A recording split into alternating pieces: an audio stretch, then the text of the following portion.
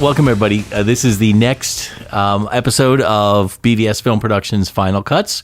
And today I have master audio and video editor, Eddie Tomecko. Hey, what's happening? Yeah, so what Didn't is I just happening? see you yesterday? Yeah, actually, today. No, we talked today. Yeah, I saw you today. We talked. So Eddie works here at BVS Film Productions, and he also has his own recording studio, which we are in right now. This is this is the BVS satellite podcast recording studio extravaganza. Would you say? Right. Pretty amazing. Right. It's working out pretty good here. Yeah, we've done some nice projects here, and it's been cool. It's a nice, tight sounding room. It's perfect for this kind of work. Perfect for audio recording of any kind, which I've done pretty much every type of thing you could possibly do. Tell us about that for a minute, because this is kind of new for us here in this location. So what was this before it became this? Oh, as far as I know, I used to live down the street from here. That's how I found this place. And I was looking for a new building for my studio, and this wasn't the first spot I saw. When I was looking, I looked at a larger one room. No separate rooms, nothing. I was going to try that because there's a woman, Sylvia Massey. She went from having compartment studios with drum booths and all these things into this one room. She's a producer, engineer. So she's like, I want to be with the artists. I want to be one with the artists when we're producing these records. That's cool. So what do? When you don't have two rooms, everything's loud, and you're like, how do you hear what you're recording? Well, you put headphones on, which, what a concept, Yeah, so she's sitting back at the console, and she's listening to what the band's playing in the room 25, 30 feet away from her, wearing headphones just like they are. And everybody's just one with the sound, in the thing. So that was my idea, to maybe have a studio like that for the first time after having 6 other different rooms, a couple in houses, which was pretty cool. Got great sounds out of that. Worked with some pretty big people in my house studio. Tell me a little bit. Bone Thugs and Harmony, to name one. Grammy-winning, MTV award-winning. Oh, that's so cool. Rap group from Cleveland, very talented guys. Couple in there that were really exceptional, and that I really liked working with. Nice. And they worked out of my studio, which was built in my basement. Now, it doesn't look like a basement. You don't see the washer and dryer. You see a studio like this studio, but just built inside somebody's house. This was in Cleveland at the time. So fast forward to 7 years ago when I built this place, and I'm driving away going, I'm not sure if that room is going to be big enough for what I want to do. I may have to put a wall up. I don't know. It's on the floor with other offices, so that's going to limit my recording time to only evenings after office hours. And I'm like, no, I want 24-hour access if necessary.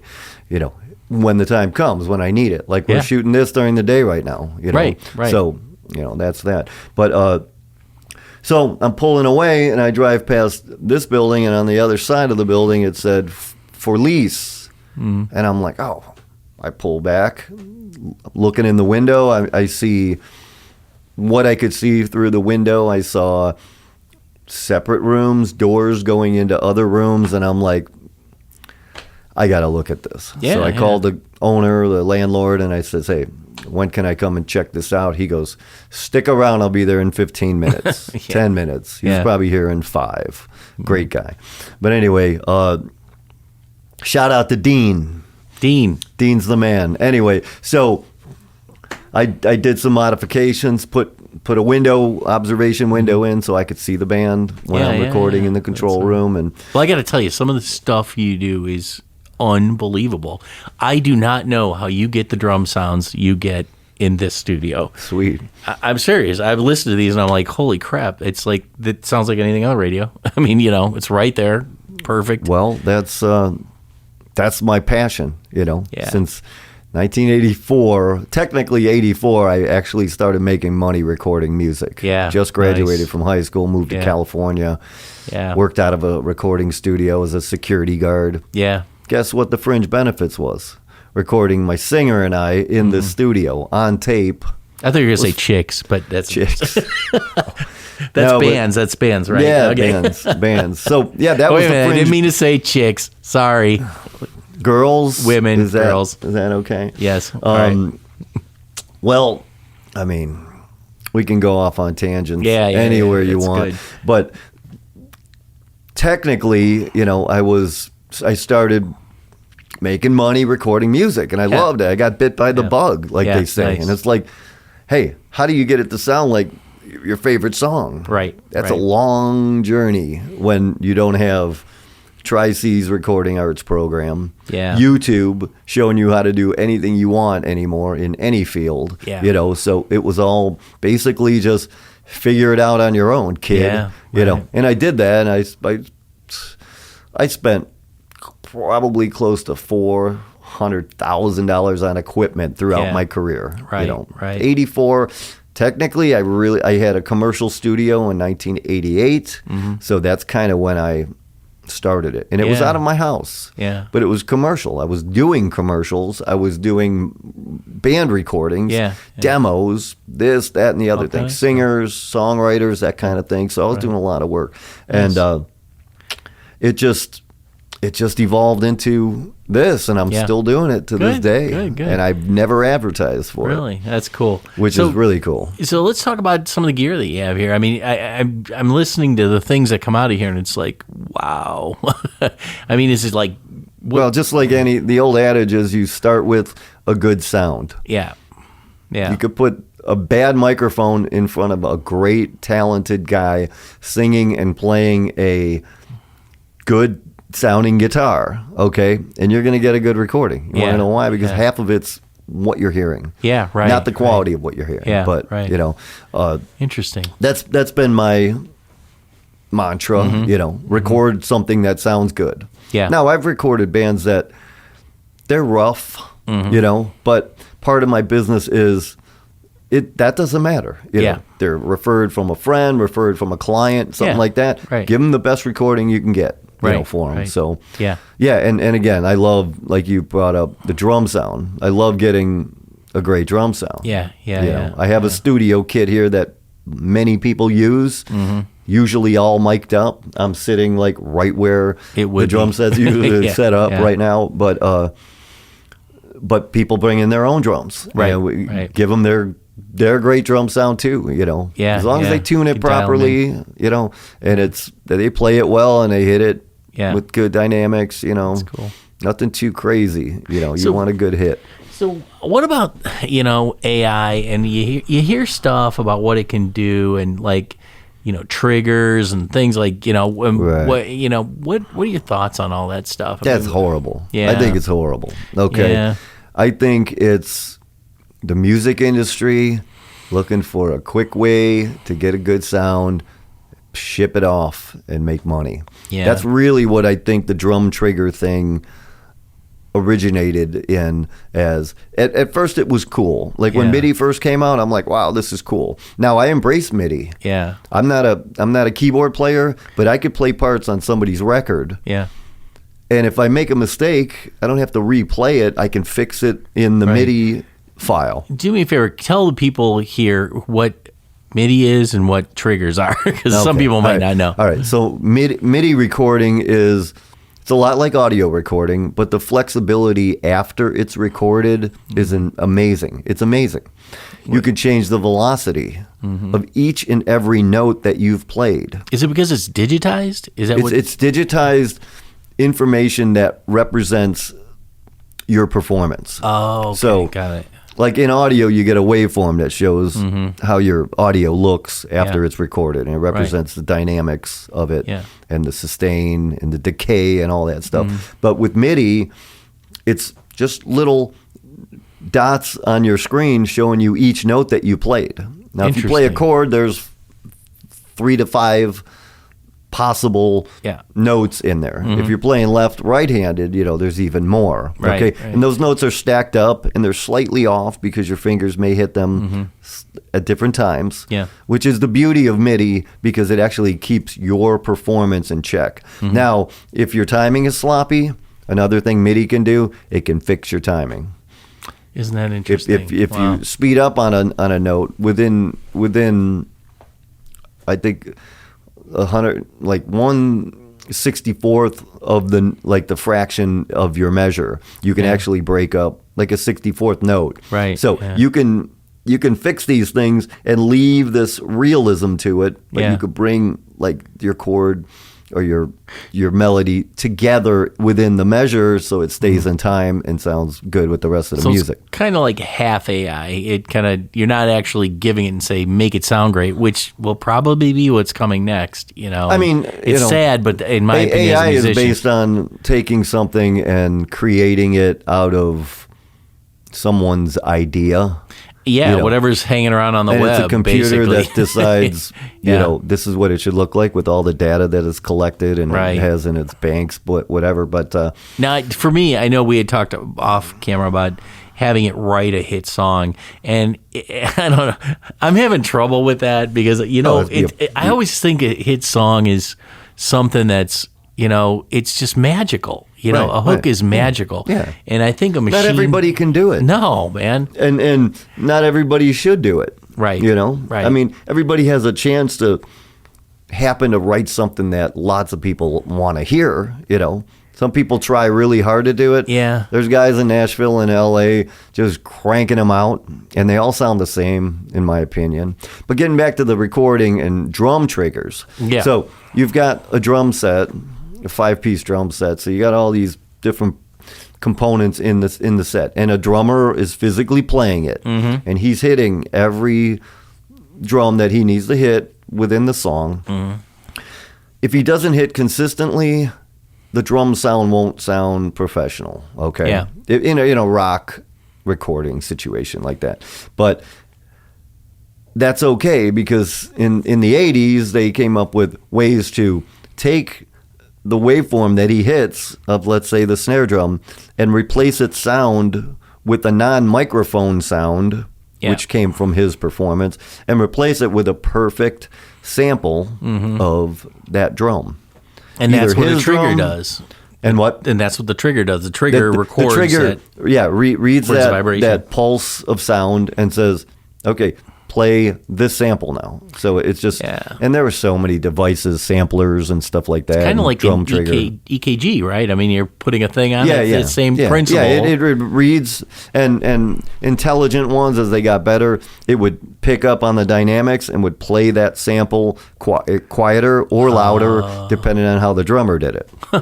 That's wild. Okay, to me, honestly, that is not representing the drummer. And you can ask 99 out of 100 drummers, they want to hear their drum sound. Yeah. They don't want triggers on there. Unless they're selling out to the sound of modern music where everything is that kind of sound. Now, if you're making a dance song and you're programming drum samples, that's a whole other style of music. That I can accept. I've made drum patterns and stuff like that all through my career for that type of music. And that works for me. But when a real drummer, let's take a kid. You got a kids band. They're in high school, okay? Kid saved $500, bought a used drum set, okay? Worked 2 summers to buy those drums. And then he walks home with a drum sound that is fake. How do you think he feels? That wasn't your performance. Yeah, you hit things, but guess what? That's not the organic sound of your band playing. I insist on bands playing as live as possible, other than recording vocals at the same time. But when a band's playing together, that's what they're used to. That's where their energy comes from. Which leads me to the next question: tracks. So for live performances, what are your thoughts on those? I don't condone it. Because my church does that. They use tracks. And, I don't think they don't do it to directly make money. They do it to just enhance the performance. If a bass player doesn't show up, they drop a bass in there. Well, then, I mean, it's a corrective measure for that situation. So what tracks I'm okay with it. I've never been in a band that used the track as a background thing. And just to tell everybody what tracks are, basically, as a musician, you know, when you're playing live, in some instances through the sound system or whoever you're working with, there'll be additional music tracks that'll be playing. Let's call it a karaoke track. Kind of like a karaoke track with like a click. You usually have a click track going, which is so like click, click to follow it. But you know, they enhance the music. But sometimes, like I was saying with the church, if a bass player doesn't show up, they just put the bass in, and it's like, and you see two people up there playing, and there's a whole band playing. It's like, and there's a lot of guys that I respect that have been in bands since the '60s. Okay, that use tracks. In their background.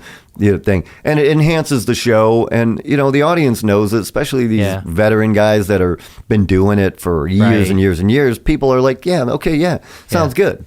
They're usually in there playing, and people are having conversations. They're background music, anything. But my wife and I have a duo, as well as a full band, and the band doesn't play the tracks yet. We're a 4-piece, so we try to get the most out of the three of our musicians in the band, and she's the lead singer, but she plays keys when we need to fill that in. She plays all kinds of percussion. And when we do our duo, if we want to fill a song up that's an acoustic song or a not acoustic song, but we represent it acoustically because it's only the two of us playing the duo, she'll play percussion. Or she'll tap on my guitar. Yeah, that's cool. And give this percussive kind of sound, and we have a blast, and it's fun. So cool. So. You know, I guess with me with tracks, it's like I think like anything, it can be abused, you know, or it can enhance. You know, if there's like, I think there's like backup singers or something, maybe that sometimes helps. You know, and the whole band. We saw a duo at a restaurant the other day. It's a bar we're going to be playing in Strongsville. Right on Pearl Road, called Gino's. Gino's a good dude. We met him. We talked to him. So we're going to be playing there in a week or so. Cool. And in 1 week, actually. And this group they played to karaoke tracks. It was two women singers, okay? And they danced around, and they looked cool, and they were... They were moms, you know, and there were kids in the audience, and you know, on the patio there, and everybody had a good time, and they sounded good. But how do you put a full band on there if you could fit a full band on there? Our full band's playing there. What I'm saying is, these two women they're trading off vocals, you know, singing harmonies together, and it was fun. It was a fun time. Oh, that's cool. Watched them. That's cool. So Eddie, tell me why someone should come into this studio to either do recordings or do their podcast here.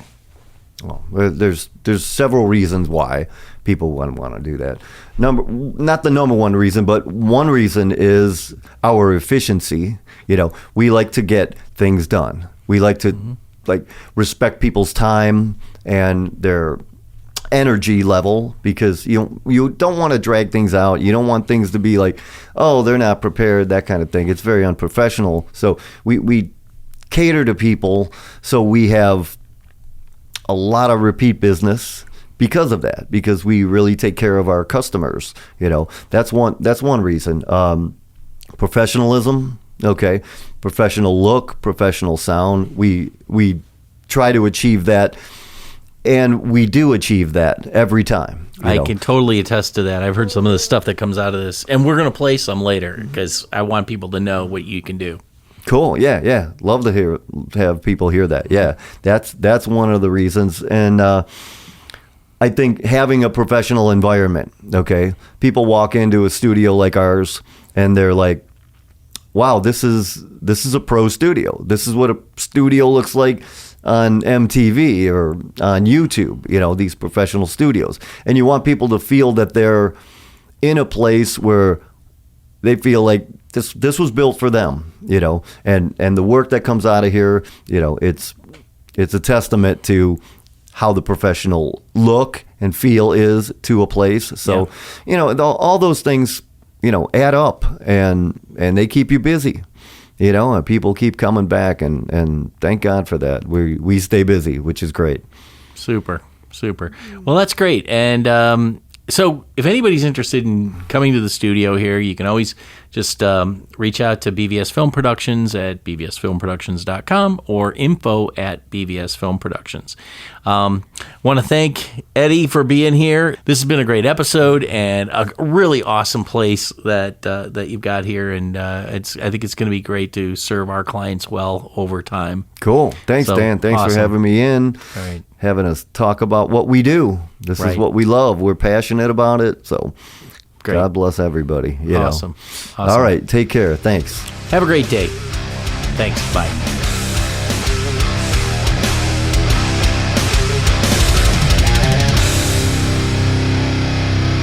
Let's face it, everybody loves to make podcasts and vodcasts, but nobody wants to edit them. Well, except for us.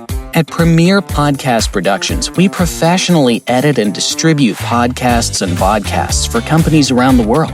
Our process is simple and affordable, allowing you to stay focused on what you do best, developing great content and building your subscriber base. From recording and editing to final distribution and marketing, we can help every step of the way to make your podcast stand out and get the results it deserves. Contact us today at premierpodcastpros.com to take your podcast to the next level.